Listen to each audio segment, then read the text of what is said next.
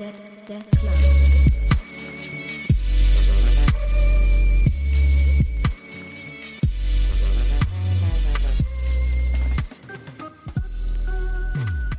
Hey everybody, welcome back to the podcast. Dan here. Today I'm talking to you about Cool Shock B.T.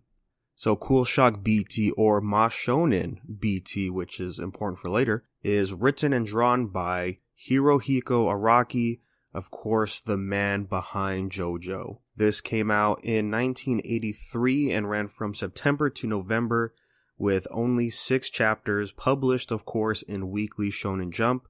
So this was 4 years before JoJo has come out. And the only reason I'm talking about this manga today is because of the recent news last week we got from Shonen Jump that this manga is getting a sequel one-shot written by the mangaka that did Medaka Box, which I'm a big fan of, as well as Jerry. And it's being drawn by the mangaka that worked on Promised Neverland.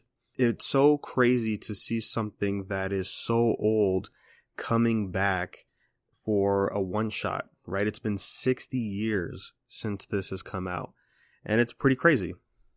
And so I thought, well, okay, let's check it out. I like the way Araki writes his stuff. It's always different, and that plays a role into this series.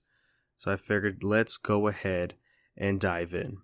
Alright, so this manga stars our main character, Koichi, who is just your timid, overreacting high school character, where at 1:13 p.m., or 13:13 in military time as it's written in the manga, he meets a particular new boy who's a transfer student at his school, whose name is BT. And it mainly revolves around the duo, just going through their high school life in different scenarios where BT likes to cause some mischief.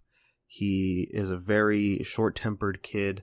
If somebody pokes him the wrong way, he's going to take that personally and thinks of a very intricate way of getting back at them. And that's pretty much it. I mean, Koichi just learns some more things about BT throughout the chapters. There's a point where he visits his home and actually gets to see what's going on in this guy's life. And yeah, aside from that, he is just causing some chaos that is innocent fun here and there, but the very first big incident he did, somebody got stabbed, and I thought, oh wow, we're actually going this crazy route.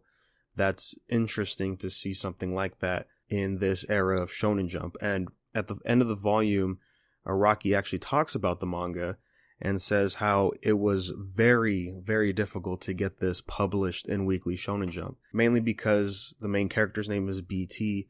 And like I said earlier, the alternate title of the series is Shonen. And that is not good for a main shonen protagonist to have as a name.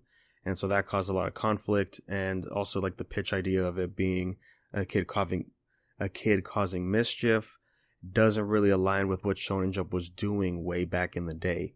So it was a big process, but he finally got it out, and it was only 6 chapters. And I'm curious if the 6 chapters was only because that's what he wanted to do, or that's like, look, we'll give you 6 chapters to do this, but we can't really have this type of manga as a long-standing series. And also, this being very early in Araki's career, he learned so much about what it takes to make manga and the like. As he noted, it took him about 3 weeks just to do the first chapter. And interestingly enough, he says that he got inspiration from, and surprising, he borrowed some elements of Sherlock Holmes and instilled them in BT's character.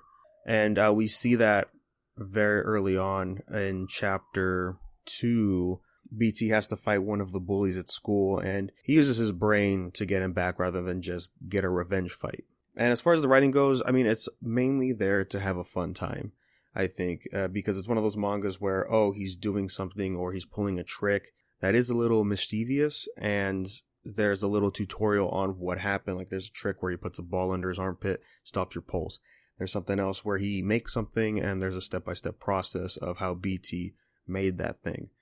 So it's obviously aimed for the younger audience, but again, the guy being the troublemaker and his name being Shonen, not very positive selling points for Shonen Jump.